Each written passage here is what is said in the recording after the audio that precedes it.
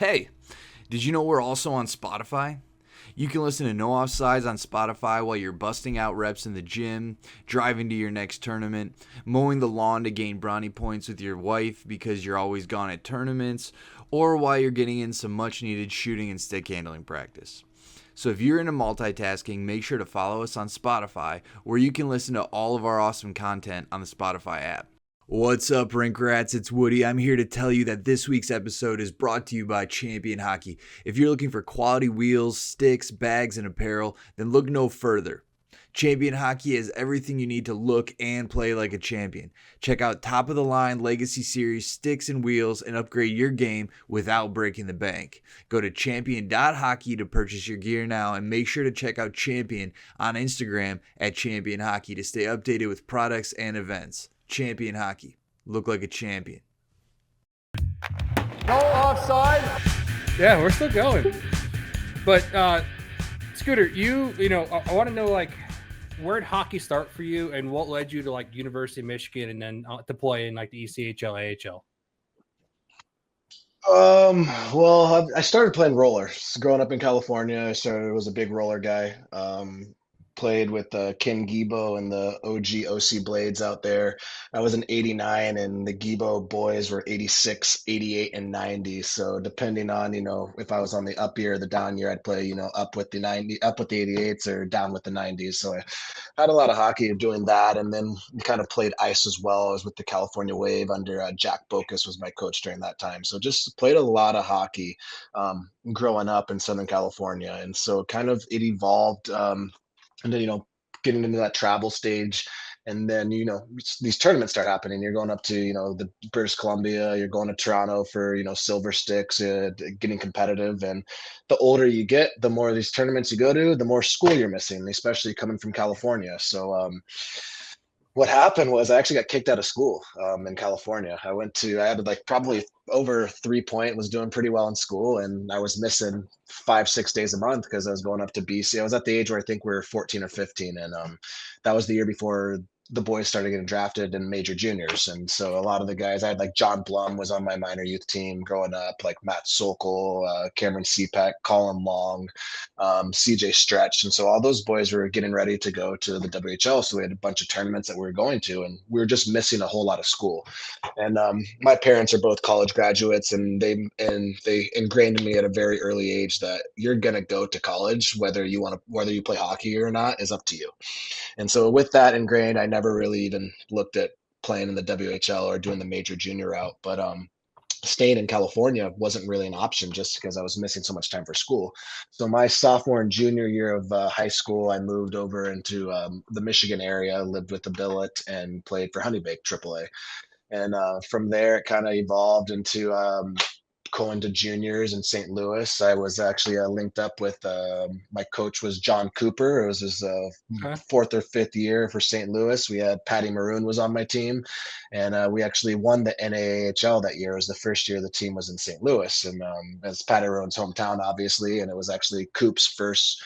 I don't know if you followed John Cooper's story, but he won at every level, and it actually started in the NAHL with the St. Louis Bandits, and that was the team I was with. And so from there, I think it was about November, or we had an early tournament in the Null. We had like the showcase in Blaine, Minnesota, where we actually ended up playing Team USA, and there's a bunch of scouts there, and Michigan happened to be there, and we were playing Team USA, who was actually the 89 birth year, who was, that was the team that I actually got cut from. And so, I had something to prove out there. I had one of the better games, and I was talking to Michigan after and ended up going for a visit and committed to University of Michigan. It was about Thanksgiving of my senior year of high school, and the rest is history. I went in actually as a true freshman, only played 1 year juniors. A school like Michigan, you have guys like Jack Johnson and Andrew Cogliano who left after their sophomore years to go play in the NHL. And so if they were saying, if Jack leaves after his sophomore year, we're going to need you to come in 07, 08, but if not, play juniors one more year and then you'll come in after he takes off. So that's kind of how Michigan ended up in the Foresights. And I think I was talking to maybe Maine was another school, and I don't remember who else, but I think once I've always had Mason Blue in my sights, and living in Michigan for those 2 years prior to. Once I kind of started talking to them, it was a wrap. It was game over. I knew I was going there. Nice. That's Justin's awesome. loving it because Justin is a Michiganer. So It's true. so yeah. Yeah, lived in Bloomfield Hills. Bloomfield's real nice, man. Yeah, it was spoiled. It was a nice treat. It was very nice. I still have a lot of friends that from there. I was there my sophomore and junior year of school, and that's when I got my license there. Went through puberty there. Lost my virginity there. So like, Hey. Michigan's home for me. So I definitely call Michigan a second home. Yeah, I was in Rochester. Okay, yeah. That's what isn't that close to Oakland University? Yeah, I went Yeah, to by Oakland. Auburn Hills. Oh yeah, yeah. Okay. Rochester has we used to go see concerts at that pavilion at OU. Oh yeah, it's a good spot. Yeah, it's a great spot. I love Rochester. Did you go hang out in Royal Oak, smoke hookahs? You know what? Not in high school, really. That wasn't like we would go to West Bloomfield to do that. But Yeah. post Michigan, I played with Luke Glendening and obviously a couple guys that played for the Red Wings. So they would live in Royal Oak or Birmingham, maybe was the area. So we'd venture to both of those kind of post college. Very cool. Nice. So, I mean, you talked about playing for John Cooper, right, and the NAHL, right? While you're playing ice hockey, is it always like free time roller skate or? It was until I got to college. Okay. Yeah, it was until I got to college. It just kind of ran out of time. I'm big into training. I'm big into making sure I wake up, get my workout in, get my yoga in, make sure I'm stretched and mobile. And like training's a full-time job for me. So once I got to that collegiate level, I kind of didn't have as much time as I would like. So I think the last roller tournament I really played was my senior year of high school. I played with Home Care. I don't know if you remember that team was around for a bit. Home Care Health. They had was sponsored by that insurance company, and so that my last tournament until back in the circuit recently was when I was about 18, going down to I think what's that Hertz Arena, and now it's called I would think it was Seiko Arena down in Fort Yeah. Myers area for Narch was down there one summer playing with Health Home Care. So I wish I would have continued to do the whole roller thing because there's just so many benefits, just the creativity, the stick handling. It's not as much as a brute force. You hold onto the puck a little longer, but I actually took a hiatus probably from 18 to 30 from the roller hockey scene. Okay. Well, the good thing is you're back, right? So I mean, Yeah. that's always a positive. Yes. It's been fantastic to be back. It's a funny story how I got back. Travis Turnbull called me and was like, "Hey, you want to play roller? There's a tournament in Tampa, and I know you live in Florida." And I was like, "Sure, I'll drive up." And ended up linking up with the Mudcats and Skylar Hoare and those guys and CJ Yoder and played with them for a few tournaments. And then that really got me back playing. And so I actually at the tournament, I was like, I live in South Florida. Who lives in Florida that plays here? Like, I'd like to skate with people. And everyone's like, well, Fredo runs some tournaments and Tyler Kraft lives down in Fort Myers. And so that's how I kind of got linked up with Crafty and been playing with Black Ice and those boys ever since. Okay. Yeah, I mean, there's pockets of people down in Florida. I mean, you got like Nick Martini, you got Crafty. They're around. It's unfortunate that from the past 10 years, all the different types of rinks that have been closing down. It's unfortunate. It's just kind of like a theme across the country, and somehow we need to change that narrative. But I don't know how we do it. But yeah, I mean, there's some beautiful rinks. I mean, the one in Naples is a really nice rink as well. Beautiful rink, yeah. Yeah. And we were just talking before we got started that your home roller is actually an outdoor one, right? Yeah, my home roller is at Holiday Park in Fort Lauderdale, right next to the Panthers' brand new practice facility. But it's like that smooth concrete. It's outdoor. It's beautiful during for 6, 7, 8 months a year until June 1st hits and it's hurricane season and we have 10 inches of rain and I'm scrambling, texting Tyler Kraft to drive 2 hours to play in a pickup and trying to figure out where I'm going to skate to get my work in before tours next week. But that's a good problem to have if it's raining too much for me to skate at my free outdoor rink. Yeah, I mean, hey, with the theme that's going on across this country, maybe the Panthers lay down some tile for you because The Rangers done it. Columbus has done it. The Devils are actually getting ready to do it as well and lay down some tile. So maybe the Panthers jump on board and you get yourself some tile soon. I think that's how it happens when you talk about how roller becomes more of an impact and how roller comes. I mean, ice hockey is fantastic. I played it. It's a love of mine. Don't get me wrong, but it's not for everyone. It's a little bit pricey. If you have roller, you don't have as much. You don't have to keep the rink cold. You don't have to have the compressors. You can play at an outdoor rink. It's just wheels. You don't have to worry about getting your skates sharpened. It's a little bit more universal for everyone to play. So I think if you get the backing of these NHL teams and the NHL clubs to start promoting roller, I think that's an easy and pretty realistic way how to promote the sport a little bit more. You see like the NFL for instance, they're promoting flag football in the Olympics in 2028, and they're promoting their guys having commercials saying like, flag football, like some of those guys are going to try to make the teams because their careers are a lot shorter than most other athletes. If you had that same support from the NHL, if you had the same support from these clubs, if you had, obviously, we have the guys like Patty Maroon, the Spezias, the guys like that play at a high level, the Adam Ernies who, come back in the summer and play. But if you have a little bit more support from their teams and they use it kind of as a launching pad to get people who maybe can't go all the way and play the ice hockey, but they can definitely maybe play a ball hockey or roller hockey, I think that would bring a lot more awareness to the sport. And I mean, and once guys play, they don't stop playing. Like once you get into the sport, if you're not familiar with it, once you start or watch that first pro game and you realize the speed and you realize the little differences without the offsides or icing, how it's so spread out, like guys love it. But I think just the attention needs to be brought from a higher level. And so if you get, like you said, these guys building sport court rinks next to their practice facilities, like you're going to have more drawn to the sport. And ultimately it's going to be them going to be making more money because kids are going to want to sign up. Hey, can I go play roller? It's not ice. It's a little bit of more frugal option if, the money's not there. But I think getting support from the highest level in the NHL will do a lot of positive for the roller community. Well, definitely. And that definitely will benefit the roller side of it for sure. But I also see, like, for instance, 2 weekends ago when Wish Cup just did their pro, and they did their pro scene, and then they also did their like big names for like what's social media, the All-Star game, right? That's the word I was looking for. You got Forsberg playing in it. Yeah, Philip Forsberg was playing in it. You can't miss that guy. He's got the biggest stash in the league.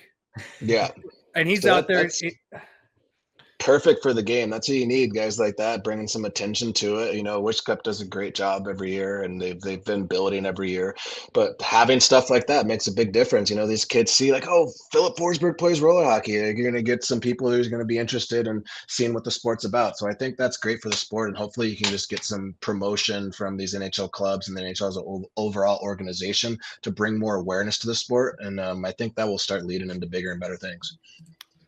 And I think, Justin and I have talked about this a lot, and it comes down to like those roller guys that are now getting drafted in NHL, like let's just say Bedard, and I'm sure his contract's keeping him from playing in, roller hockey per se, right? So, and I think kind of when he's able to kind of work within his contract, I think hopefully we'll be able to see him come out and play and hop on a team. Who knows? Maybe it's Black Ice. Maybe it's, someone else.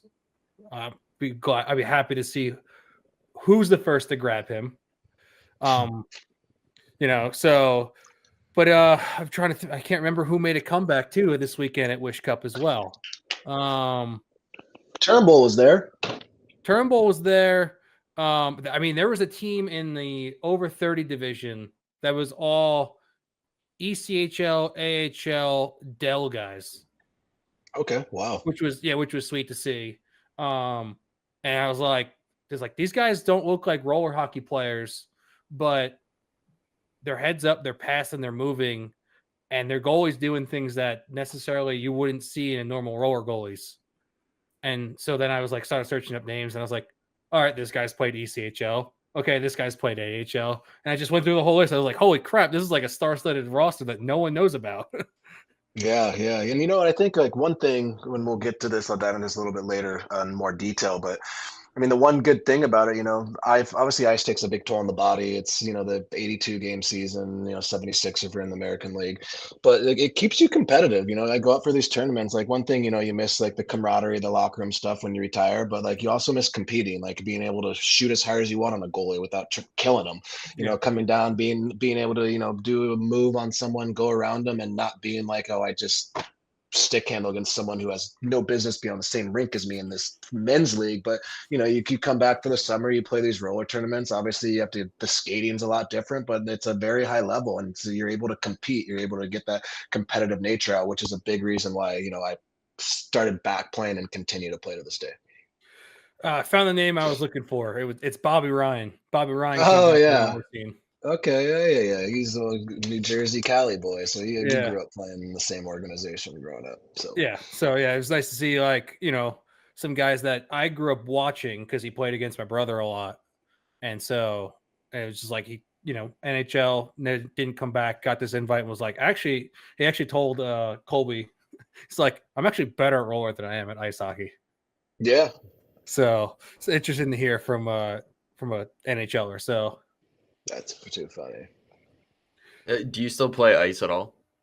Yeah, I do. It's tough for me to play ice just because I can walk across the street and play roller and it's free and I don't have to worry about all the other stuff, with me paying my ice dues. How much does this skate cost? I just walk over to the roller and play for free. So I probably play ice during the winter months, once or twice a week. And then when summer comes back around, there's a nice 3-on-3 league that a couple of the current NHL and minor league guys put on down in Florida. It's like SoFlo 3-on-3. And so I've played in that the last few summers. So I got to getting into ice shape and ready for that. But yeah, I do try to play ice as much as I can. It's tough for me knowing that when I'm competing, or in the summer, the big tournaments that matter, it's roller. So I rather keep my roller game fresh, and obviously shooting the different pucks is a little bit different, but I play a little more roller than anything, definitely.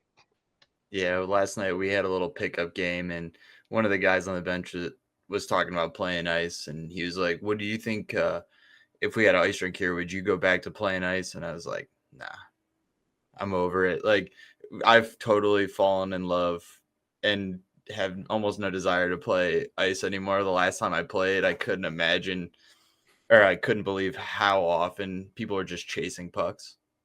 Dump and chase in beer league, when it's like you can't hit a guy. What are you doing? Dump and chase. Yeah, and it's not for me right now.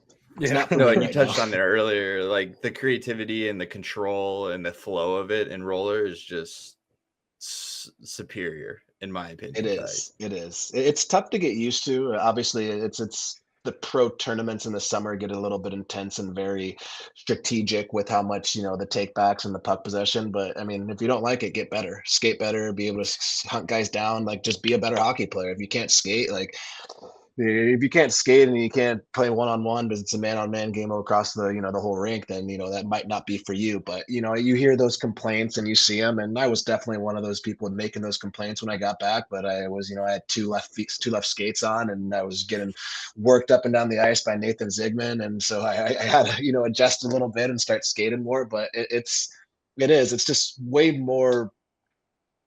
It's more of a mental game, but it's more of a skilled game too when you're playing, because it has to have that possession. You have to, if you can beat your guy one-on-one, you can create opportunity. Great. If not, start over and let's do it again. So I do like the possession of it, the control of it, but that comes from being at a high skill level. And if you're not at the high skill level to chase and skate around and play a man-on-man full ice or do a 1-1-2, or you go down early against a team that's just going to control the puck the whole game, that does suck, but get better.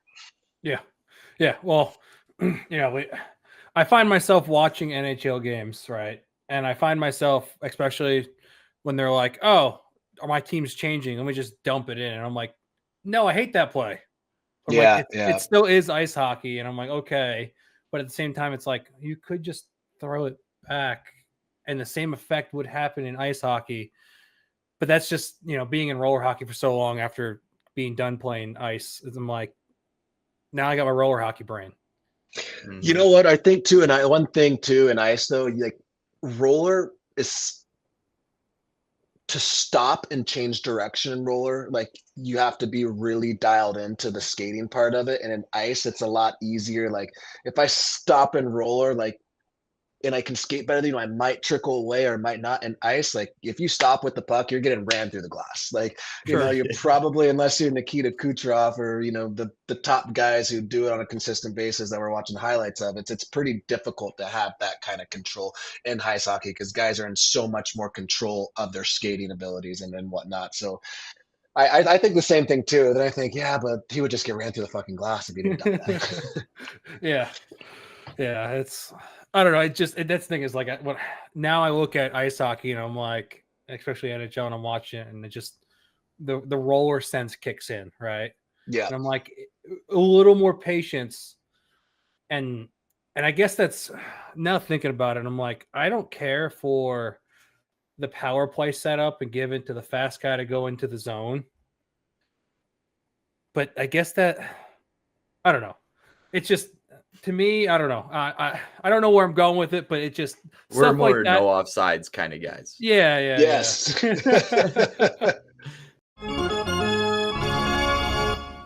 All right, and if you love this show, then you will also love the College Roller Foundation. The College Roller Foundation is a volunteer-run, tax-exempt 501c3 nonprofit organization that exists solely to raise and distribute funds to deserving college roller hockey student athletes in the form of scholarships. The College Roller Foundation isn't a tournament series, league, championship, governing body, or sanctioning agency, but rather works with partners to host events to raise and distribute all those dollar bills to roller players who also like to get their academia on. By raising money through donations and divvying out these scholarships to the players, the College Roller Foundation seeks to grow the game of roller in college.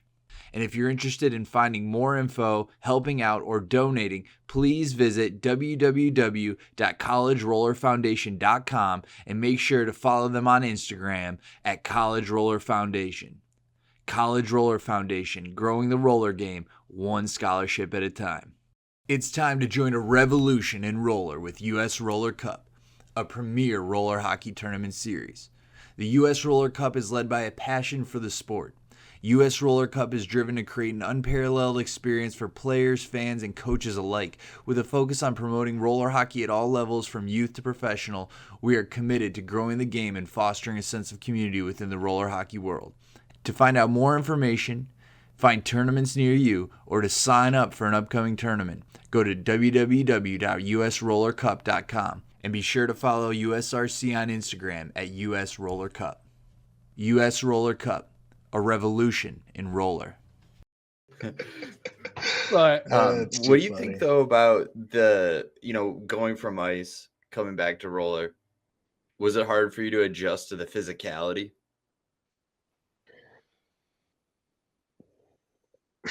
Not really. And the pro group gets pretty physical usually. I mean, you don't see open ice hitting or anything like that, but if the puck gets around the yellow paint and it's in the corners, it's a physical game, and that's something that I try to do in roller just because you don't see it as much, and it's a really easy way to eliminate people. Like, and a lot of people are not used to it and freak the fuck out. Like, someone's trying to do a toe drag in the corner, and you just put your hand in the chest, and like they're like, "What are you doing, bro?" It's like, "What did I just want to look at the puck and have you toe drag around me? Like what are you thinking on there?" So I think the refs do a really good job, to be honest with you, in the pro roller games of letting it be physical, because it is grown men. It is a pro division. It is, there's grown men playing and they're playing for money. People want to win. So I think the refs, I don't usually like to give hats off to the refs, but they do a damn good job, I think, in the pro roller division of letting that physicality go along the boards and letting it be a man's game. But, there's not really open ice hitting, but I think it's a good blend of physicality in the pro roller scene,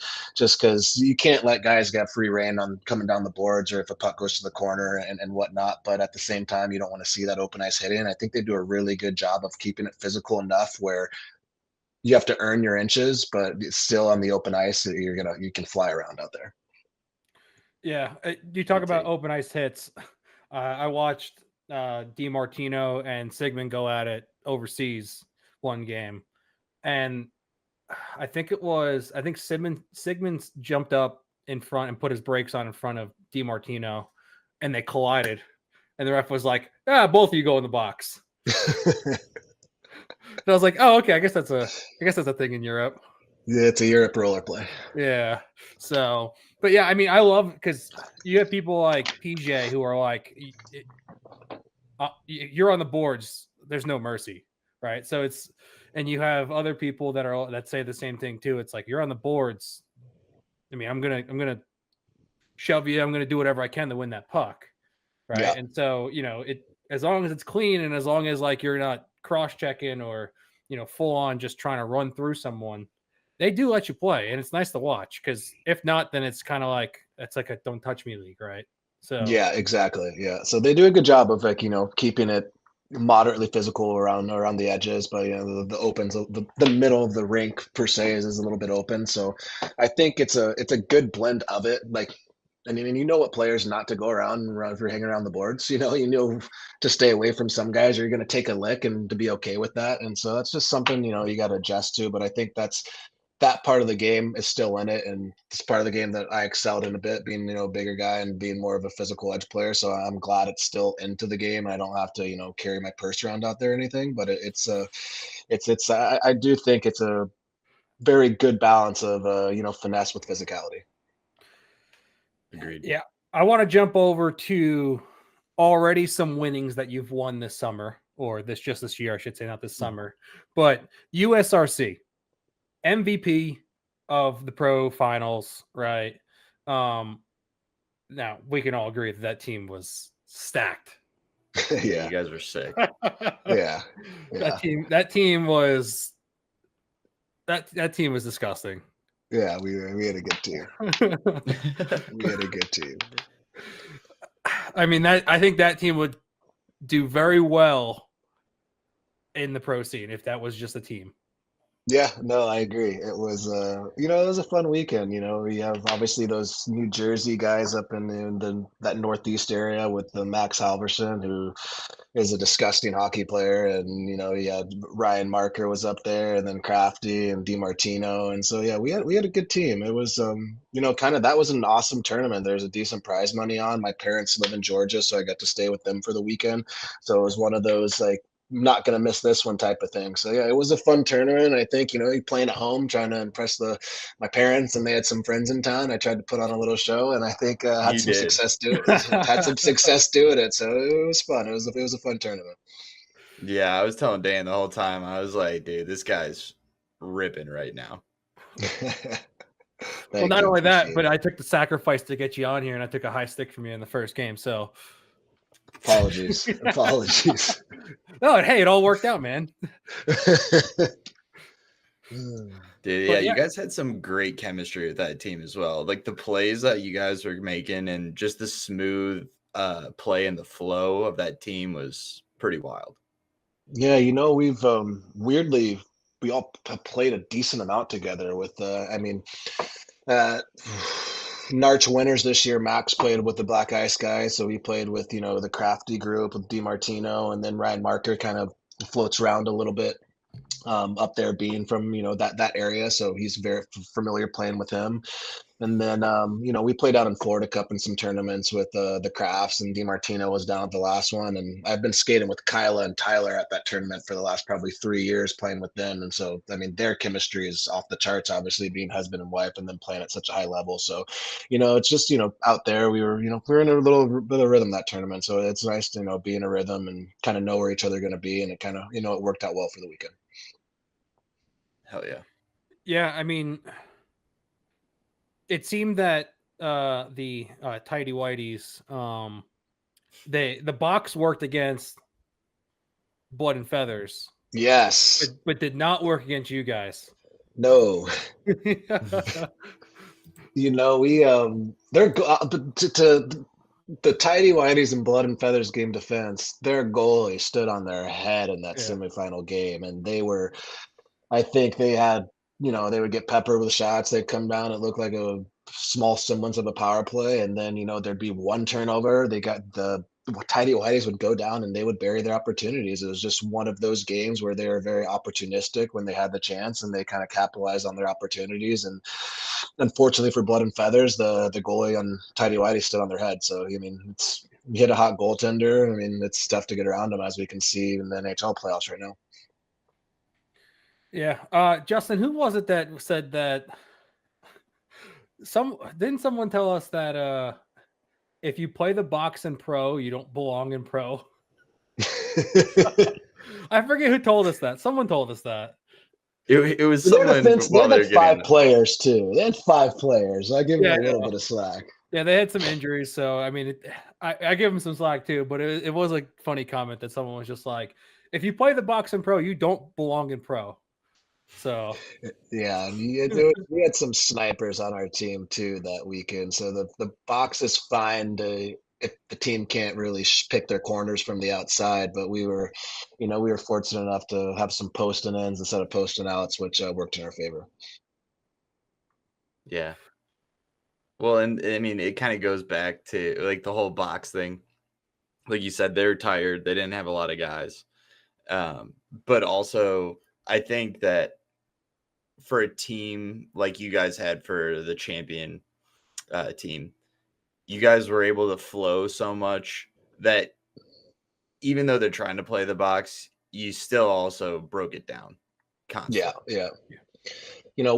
That's one thing with the black ice. And one of my strengths is skating. So like it's tough if you're going to play that box and you're not going to keep up skating wise, because that's the absolute strength of mine. So like I want you to skate with me. I'm going to challenge you to skate with me. And once I get you skating with me, I'm trying to cross your feet over, make you go a different direction, and which is works to my favor. And I think the one thing with the box, and when you're doing that, is you're flat-footed, and that's I'm coming down on a one-on-one if I have speed, or if I'm coming down and defenders in front of me. Like if he's matching my speed, I'm probably going to turn back. But if he's flat-footed, I like my chances to go wide, cut middle if I have some speed there, and make him take me down or make him make a play. But when you're in a box there, you're flat-footed, so automatically my mind goes to attack. My mind's like, okay, this guy's flat-footed. He has no speed. If I come down, I make a quick move one way or the other, he's probably not going to get me. And if he does, he's flat-footed, and I can easily hit the brakes on and turn around the other way. I mean, I know that firsthand, so it's fine. Yeah, are there any players that, since you've been doing the pro scene again, are there any players that you feel like you can't beat them? Like they're on you defensively? Anybody stand out? That you can't beat them? I mean, I love watching Nathan Ziegman play. Like he's just like the way that he controls the puck, the way that he has so nonchalant, then can turn it on for speed. The way it looks like he's on ice edges out there on his skates. Like his change of direction is phenomenal. So I think, I don't want to say there's no one that I don't think I can go around, but someone that I just admire watching him play, just because his skating is so incredible, his confidence with the puck, and his mistakes are pretty much a minimal or non-existent. Is that Nathan Ziegman is just fantastic to watch, and especially it's fucking insane. He's either an 87 or an 86 born guy's almost pushing forward, and he looks like he's playing like a 27-year-old man out there. So he's very fun to watch. It's tough. Like the DiMartino boys are tough to get around because they play with a little bit of edge, and they also skate really well. So I think, the name of the game against the guys that I have a lot of respect with. Obviously, I've got a lot of respect for the guys that can't skate, like old Patty Maroon out there, because he uses his body, he uses some things very well out there. But the guys that I really impress me are those guys that with and without the puck are just flawless movers and just have really mastered the mechanics of skating. And they let you maybe have the outside, but they know that their stick is just so efficient that they're not going to let you cut back in, and they just trust their skating so much. And the skating, I think for me, that's just one of my strengths. Like I'm looking for the guys that can't skate, because that's who I'm going to attack. That's who I want to get moving side to side. But the guys that can really move their boots, like the Nathan Ziegmans, the PJ DiMartinos, those guys are an absolute pleasure to watch. Now I know why you targeted me. you were talking about your ankles not feeling the same. Oh, dude. Like I say this a lot. The young kids that grow up in roller hockey, their ankles do things that others people's can't. Yeah. Their body's going one way, their ankles are going the other, but they're still turning. Yeah, So like I'm 33, so didn't play roller hockey my entire life. Started in roller, went ice, then came back to roller. So I was already behind the 8 ball, but enjoy and love roller hockey more than ice hockey. And just playing, every now and then you find a new team that you play against that's just all young kids, 18-year-olds. They're fast. And when they come down, they're so shifty because their ankles are able to bend. And I'm like, Yes. if I did that, I wouldn't be walking because my ankle would be broken right now. Because I just tried making that move, right? So it's just interesting that these kids that are able to do this from a young age and what they're able to do with their bodies, to make a move, is just, in a sense, remarkable in a way when you look at it from a defensive standpoint. 100%. I think we kind of touched base a little bit of this before. Like when I watch Skittles play, those guys kind of fit that mold. Like the way that those guys skate, they move their ankles, they'll go in one way, they're in a mohawk skating forward, but facing a different direction. Like the way that they control the puck with their skating is just phenomenal. And so like every time we play Skittles, I'm just like, fuck, these guys are just gonna be skating all over me. And like there's gonna, like, I think we were talking about this before, like I'm just waiting for them to reach, like they're like almost there where they're going to be like that new wave, like the Roadrunners, essentially, the Max Halverson and the Joey DiMartino's, like those guys, they kind of hit it a little bit before the Skittles guys and maybe have a little more skill than them, but like the way that they skate makes up for Joey being his size, the way that he can skate and control a stick and the way that he shoots the puck, like that, those are the guys I rather go against. Travis Snow is a phenomenal player, but at least I know like that his body is big and I can put a shoulder into him. Whereas Joey DiMartino, that guy skates and he might drop down to one knee and slide under my elbow because he's just so shifty and does that misdirection. So those little kids with the motors that just keep going and they don't get tired and they're coming. There's no like, you have to have your eyes up the whole time, because if you turn around and go behind the net, they're going to be on your ass right away. So those young guys are fantastic to watch. And I mean, you see that in the NHL too. You see, over the past years, you're getting rid of, the bigger John Scott, Darian Hatcher type players. And, you're having more the Quinn Hughes, the Connor Bedards, the Patty Kanes. After they won those 3 cups, like the league kind of changed into a more skilled and shiftier league. And then, but who knows? I always say, whoever wins the Stanley Cup, that's how the hockey is going to be the next year. And then you have the Panthers that are just absolutely beating the shit out of people with skill on their side. And so, who knows how that's going to shape hockey, because that's a very, very hard thing to deal with, the physicality and the speed of the Panthers. With like, obviously they have that skill, but having that skill with the meanness of Patty Maroon out there, that's impressive. Yeah, I mean they're like the only team that I can remember that skates for all 60 minutes and doesn't stop with physicality, which is what separates them of like any other team that's been in the Stanley Cup, because they are just nonstop, just beating the shit out of people, and they're just suffocating them. And I can't remember another team that's ever done this. No, not up and down the lineup from like, you see those teams like, when the Kings were winning back in the day, they were a little bit more of a bigger and bruisier team. With the Jordan Nolans, Anze Kopitar, Dustin Browns, like they are very skilled guys, but they're more of, they're going to bump you around a little bit. And then, like I said, it was before the Blackhawks, when they were winning their cups, they, the Andrew Shaws, the Patrick Kanes, the Duncan Keiths were a little bit smaller, more agile. And then you have these Panthers, and like, it's not like it's their bottom 6, like their whole team. I think I was listening to one of the radio shows. I think Paul Bissonnette said, he's like, everyone on the Florida Panthers forward team is made with sandpaper. And like, it's completely true. They're rough around the edges. They want it to physical game. Like they're just like, they're mean. They're mean and skilled. And like, that's tough when you have meanness in your top 6 like that. Cause most of the top 6, they're not prima donnas, but they're not used to having every check finished against them by the other top 6. You're playing 20 minutes a night and your goal is to score a goal. The last thing you're really focusing on all the time is sending a message and throwing your body around. But from 40+ goal scorer Carter Verhaeghe down to Ryan Lomberg, like they're finishing every hit and they're face washing you after the whistle. Like you can tell by their series, like especially in the last series against the Rangers, like it didn't look like Panarin wanted to be there.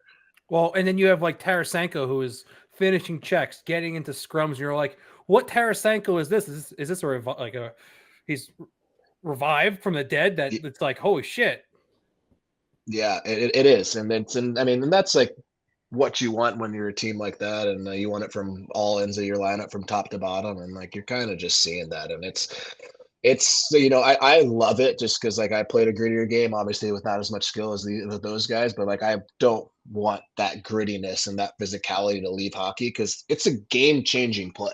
Yeah. Like if that physicality is not there, like they're not the same team. Like it being, this if it's just a skill game and the skill guys are doing their thing, like it's beautiful to watch. But when those skill guys are finishing their hits and they bring that nastiness into the game, like you saw it. You saw hats off to Pasternak, fighting to Chuck at center ice, not taking and standing up for himself. But that's not his game. Yeah. And so you're gonna, I think, hopefully, you see a little bit of adjustment to that. They say, players like Tom Wilson are kind of a dying breed in those Matthew Tkachuk's, but after this playoffs, when you see Sam Bennett running around, Carter Verhaeghe also scoring 40 goals and finishing every hit, I think you're gonna see a little bit more physicality to the game of everyone from top to bottom. Yeah, I can't agree more with you. Now, go ahead, Justin. Go ahead, Justin. No, go ahead. Go. No, I was gonna totally change it, man. Oh, all right. So I was gonna say, let's jump into summer roller hockey, right? Yeah. And so let's look at. I mean, we got the big three coming up over the next 2 months, right? Yes, sir. You said you're attending tours in Florida. Are you going to Narc and State Wars? It is a toss-up right this second. My firstborn boy is due July 23rd. And so that's right during State War, so I'm not going to miss that. And so I'm going to make sure he's there. I'm there when he comes home and going to be, a present father and all that fun stuff. So I don't think Narch is in the cards just because I'm not getting back. If something unforeseen were to happen, I wouldn't be able to get back in time. So the tours in Tampa would be great. And I believe State Wars is in St. Louis this year, so a little bit easier to get to, just a couple hour flight from South Florida. So those are the two I'm thinking of doing. Hopefully it works out, permitting, when my son's born, but not Narch this year. It's a little, I haven't been to summer Narch since I've been back playing, just because those kind of back to back 3 tournaments, it's tough for me to get out of the office for those back-to-back weekends from Narch to State War. So I usually just stick around and like, I have a problem going all the way to California and playing hockey at a rink, and there's no damn showers at the rink. Dude, this is a big one for me. I don't understand why we don't get showers. I don't understand. I don't get it, and that is what it is. But I'm vetoing there for especially in the summer. Like I went to winters and I played, and it's not as hot. Usually, California, it's you're playing in 45 to 55 degree weather come winter March. But the summer when it's cooking at like 80, 90 degrees, and I'm just supposed to play outside and not take a shower after, like those days are done for me. Oh yeah, dude. Like Dan knows. I can't go without a shower. So like when we were at SGAA for Atlanta for USRC, I just go out back and hose down. I'm not even joking. It was cold. It was cold there too. You're wild, man. Dude, I don't care. I can't do it, man. It's the worst feeling.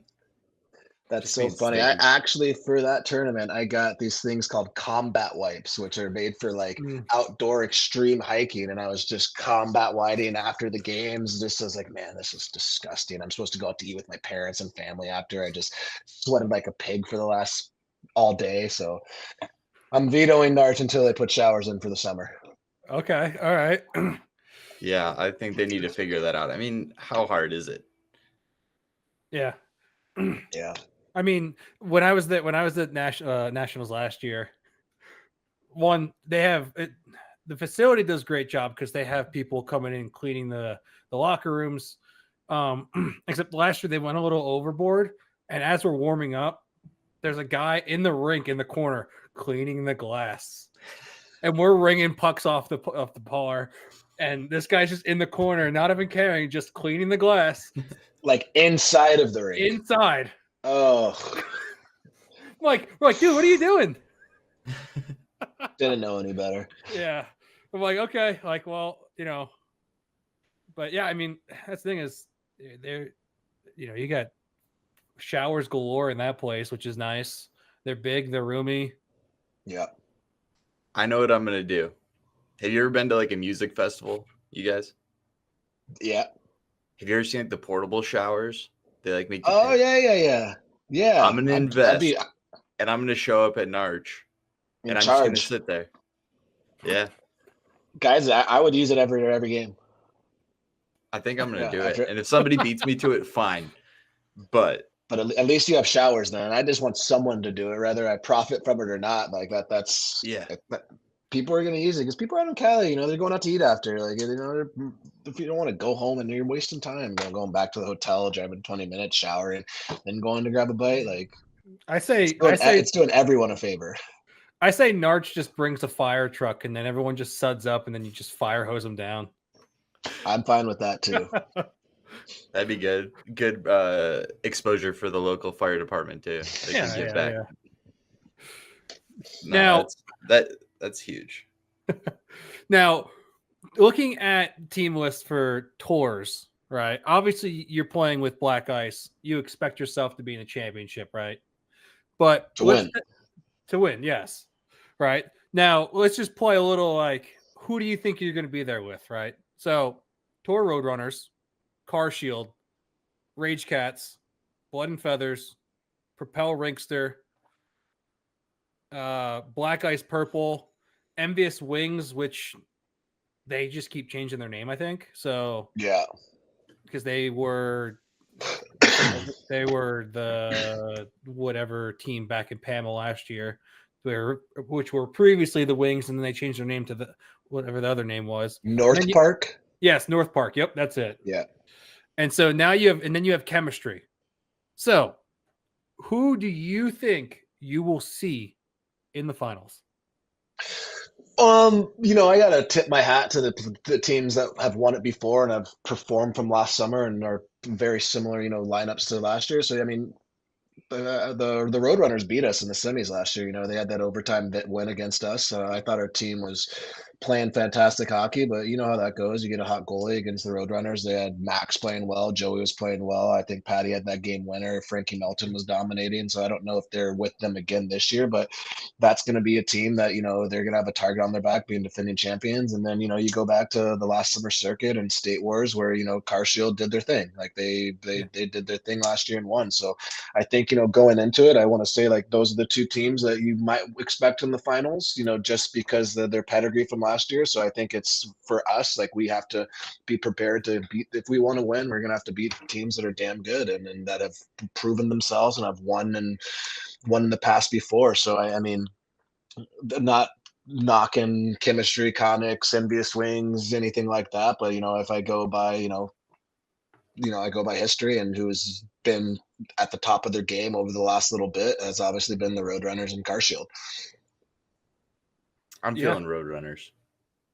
Yeah, you know what? They have that youth, they have that young team, and they have a lot going for them. They have a lot of young guys, and they have that new generation, like we've been talking about, of that those new studs playing roller. So like they're and they won the last one. So you know they're a team to beat. So there's something that you got to pay attention to.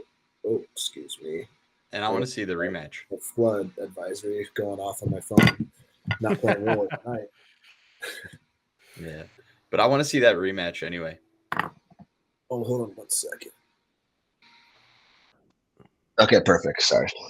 No, you're good. No, I was saying I want to see that rematch between you guys. And Roadrunners, yeah, that would be great. You know, that's what I want too. Like, I don't want to, you know, not play every team or have an easy walk to anything. I want to play all those teams. I want to, if we're going to win that tournament, we're going to have to beat the best team. So I'd like to, you know, go through those guys. Not saying we will, not saying we won't, but you know, I want to play those guys. Yeah, and I think, you know, unfortunately, the passing of Max Halverson's dad, you know, so, you know, I hope everything is all well with that family, and you know, it's an unfortunate event, but I think, you know, they will have an extra motivator this summer as well. Yes, they will. So, you know, and I think, you know, it's sad. It's a big loss for the roller community for sure.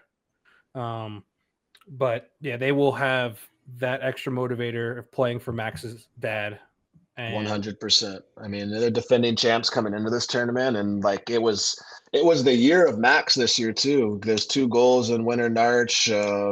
He was with me in the tournament in Georgia, so like he had those 2 wins in those tournaments right away, and making the USA team with Joey and PJ and Crafty and all those guys. So I think like he's must see TV kind of. People are going to watch games to see Max play, to see Joey play, to see those guys play. So like it's I think I don't want to say they maybe like snuck up on you last year, because that's not the right word. They were just kind of getting into their rhythm. They're young men. They're just getting into this phase of hockey where they're used to playing pro. Now they're getting good at pro, and now last year they're starting to dominate the pro division. So I mean, they're the team that like right now in this tournament that you're gonna want to play, and you're gonna to win it, you're gonna have to beat a team like that in like Carshield. So I'm excited to get out there, and it's one amazing thing about the roller community is like you go to these tournaments and you're just as pumped to see the guys you're playing with as you are to see the guys you're playing against. Like everyone's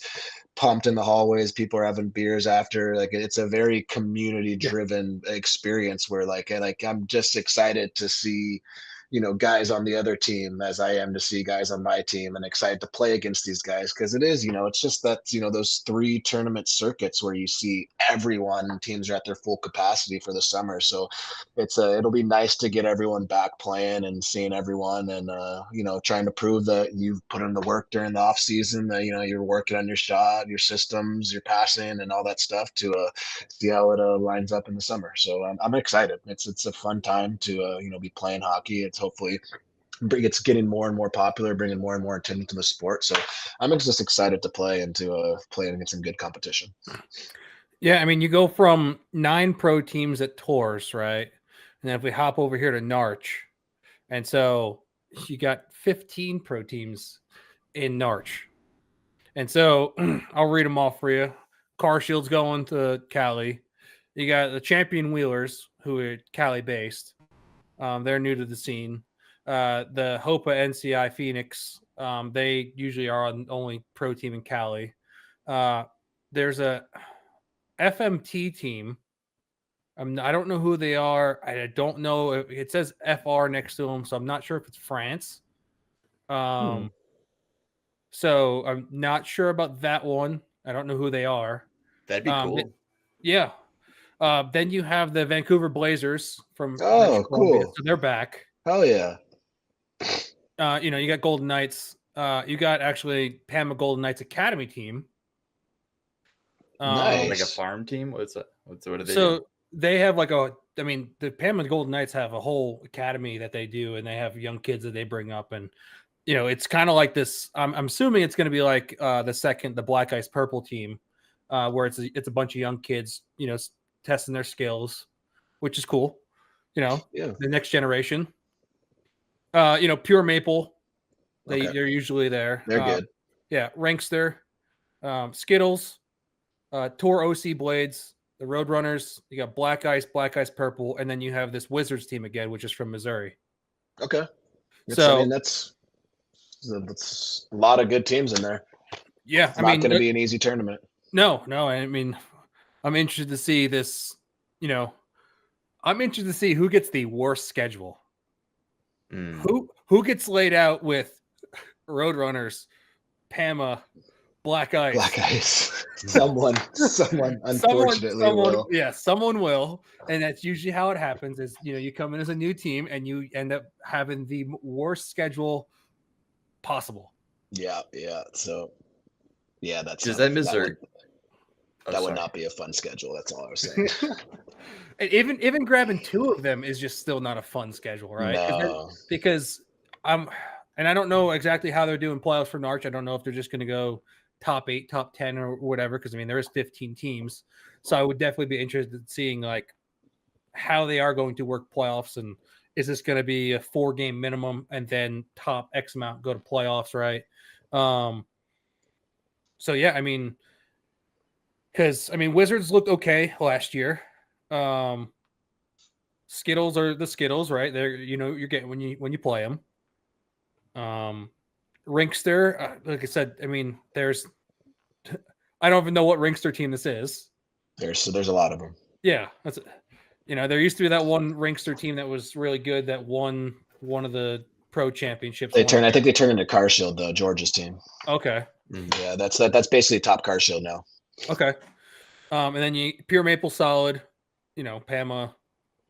Blazers have something to prove from the last time they were out there.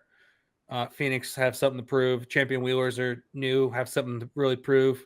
And then you got Car Shield, right? So, you have your probably top 4 here that you're probably like, yeah, those 4 are definitely going to make playoffs. So now, Scooter, you can change any teams you want, but I'm going to assume that for playoffs, let's just say it is top 8. Okay. Are you going to go with Car Shield, Pama, Roadrunners, Black Ice as your 4 out of the 8? Yeah. Okay. Yeah, definitely. I mean, that Phoenix team, the HOAPC, usually has a really good performance and good teams. Every time I played them, it's like, who are these guys? They have all the acronyms going, and they usually always bring it. Like they have some guys that can play. Like they're a good team.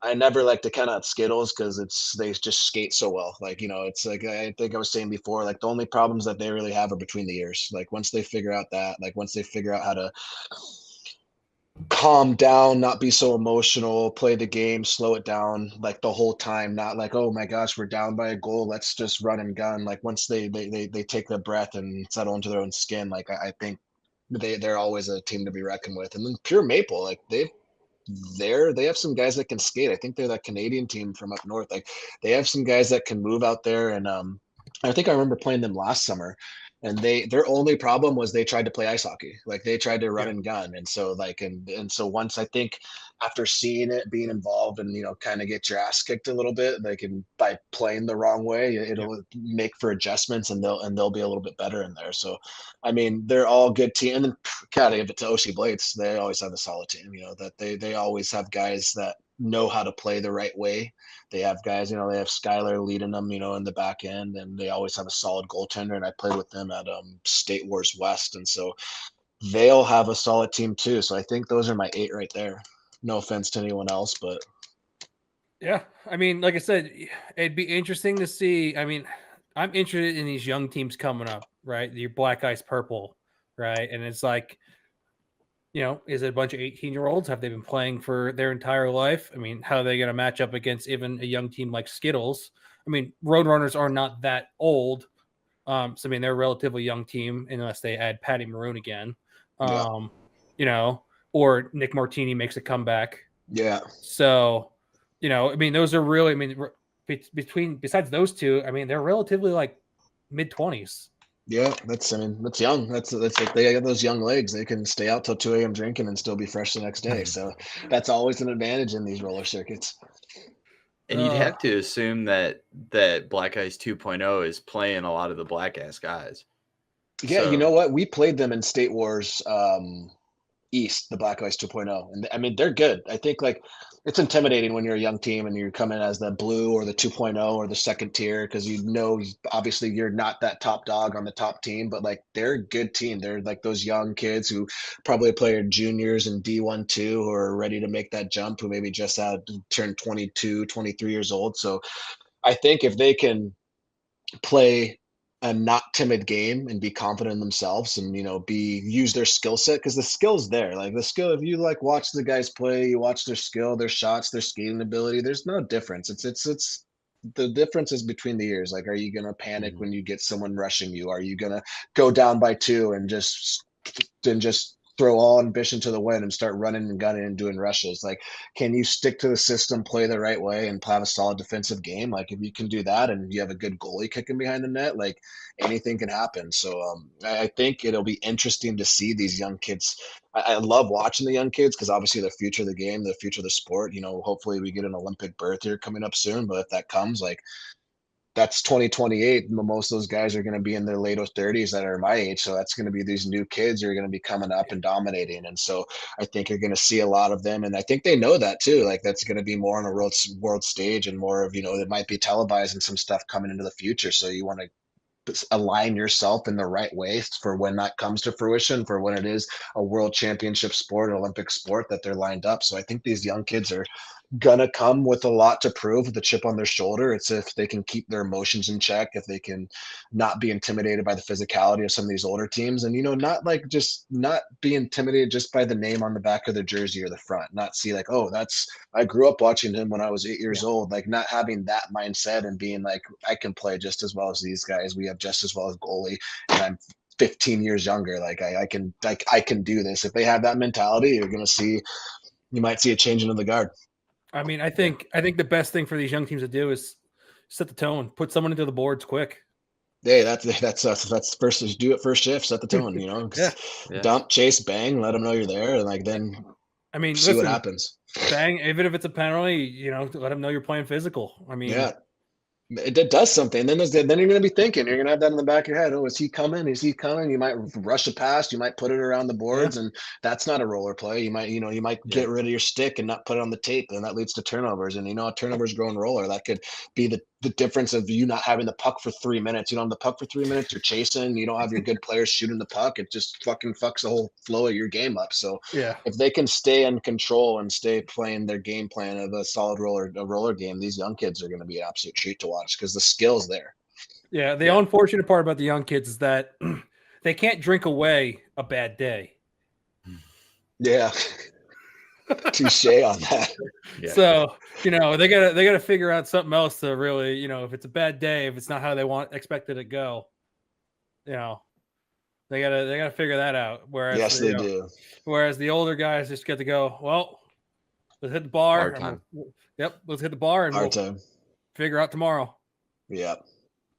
You're talking about that pure Maple team. That's who I think if Bedard went somewhere, he would go. Yeah, I think so too. But I mean, we'll see. I think it'd be fantastic, to have him in a tournament. I think you have him in a tournament. You have people just coming to watch him play. Obviously, like I'd go to Narch then, even if there weren't showers, if he's there. Well, actually, I mean, I think he'd probably go to the Blazers because he plays against them. I mean, that's part of the NSIHL pro division that they have up in Vancouver. Okay. Pure Maple, I don't think is part of it, but the Blazers, the Vancouver Blazers, is one of the teams that's usually their top team out in the NSIHL. Okay.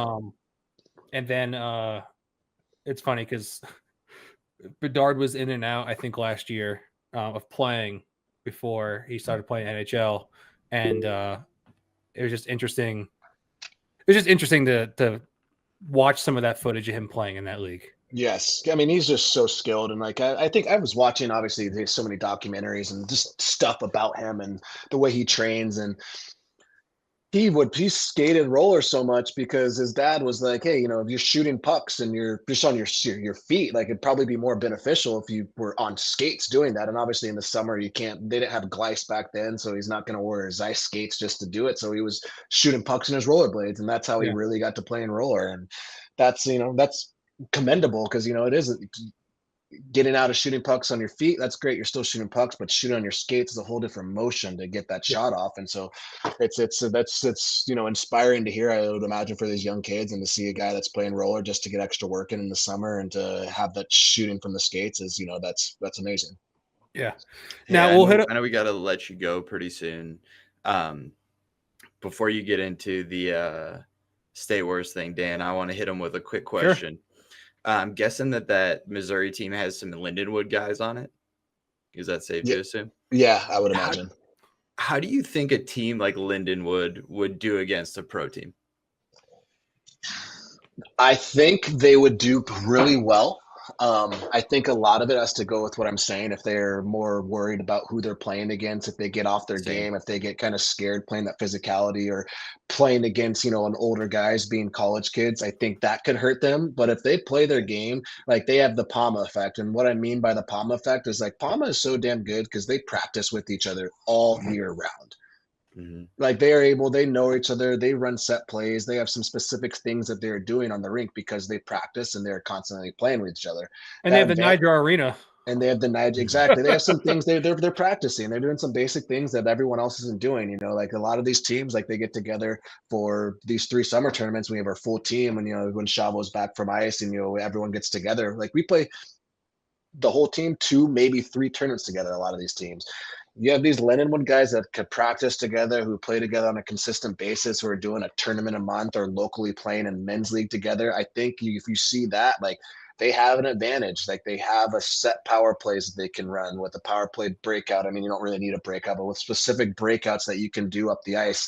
Hey, if we go up by 2 goals, this is what we're doing. We're running a 1-1-2 trap. Like, obviously teams say this, but to be able to really physically do that on a weekly basis with playing with the same guys, I think that puts you at an advantage of mostly everyone. Because, like, you have like I said, we had Max play with us in, March winter. We had Max play with us in that where I saw you guys in Georgia, but he's a Roadrunners guy. Like, so, like, those are games where he's getting in a rhythm with us and we're seeing his tendency, which is fantastic, but we're not getting that cohesiveness if we were to play just black ice every tournament, whereas our same team. And that's the palm effect of why I say that, is like, they're so damn good, is because they are just so well put together as a team. They have a fantastic coach. They do some things that other teams just physically cannot do, whether that's because they have ice guys or because someone lives in Florida, someone lives in St. Louis, someone lives in X, Y, or Z. So I think a team like Lindenwood, you could see, being sneaky good because they have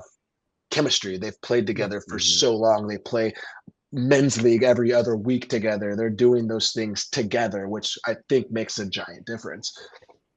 Yeah. I can't disagree with that. Now, before we let you go, we got one more, and everyone before you has given their expertise in who they believe is going to move on to the new format of the PAMA Pro Play and Qualifier, right? So you have Car Shield Blast, which is the second Car Shield team, Champion Wheelers, Blood and Feathers, Rinks to Propel, Skittles, Sweden, Team Chemistry, Black Ice 2.0. Which two move on? Oh man, that's tough. And why that's tough is that's a tough one. I think, as to what we were just talking about, I gotta go with, like, the few teams that I have to go with on there. One, Team Sweden, I think. Because I think they had their taste last year at State Wars. They kind of came in, and they kind of got their asses handed to them a little bit in the first few games. And I watched their first few games, and I was like, oh, they're going to get mercied in game 3 and 4 because they're playing better teams. And they actually ended up doing better. It was a much closer game because they got used to the North American style of roller hockey. I think that they have that taste in them, and they went back to the drawing board and they play together all year, year long leading up to this. I think you're going to see a whole different team. So they're going to have some chemistry. They might be a fantastic team. With saying that, I want to stick to the same roots as Skittles because they play together so consistently. They're all from their same local area in Southern California. They get to play together all the time. So I don't know, but and same with the Black Ice. I probably those 3 teams is someone I'd like to go with just because of the consistency of them playing together. Obviously, I want to pick a younger team. It's going to benefit a little bit more because you're playing 2 games before you get to the regular tournament. So it's going to be more beneficial to have some fresh legs in there if you have a deeper bench. And I know Sweden had a pretty deep bench, but they're a little bit of an older team. So like Skittles, Black Ice, and that team Sweden, I think just because of the consistency of how often they play with one another. Okay. Love it. Well, there you have it. Well, it comes that time where I sit there and I say, hey, if you're forechecking in roller hockey, don't let up because there's no offsides. I'm Dan Dean. I'm Justin Wood. Scooter, thanks for joining us, man. Had a blast. Thanks for having me, guys. It was an absolute pleasure. We appreciate it. Thank you, guys. Yep. Yeah, have a great night. You too. Peace. No offside.